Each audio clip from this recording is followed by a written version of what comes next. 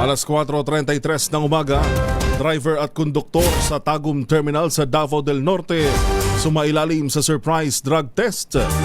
Sa detalye, June Suter ng Aksyon Radyo Davao. June. Magandang umaga, Pilipinas! Report! Sumailalim sa surprise drug test ang mga driver at konduktor ng bus, van at jeep sa Tagum City Overland Transport Integrated Terminal o TICOT kahapon Martes, Marso 31, 2026. Bahagi ito ng kampanya ng mga otoridad upang matiyak ang kalagayan ng mga tsuper at papalakas ang disiplina sa kalsada para sa kaligtasan ng publiko.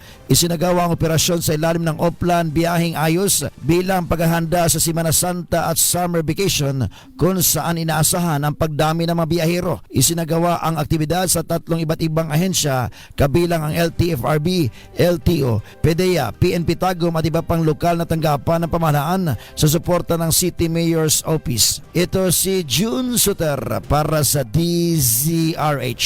Una sa Pilipinas, una sa Pilipino.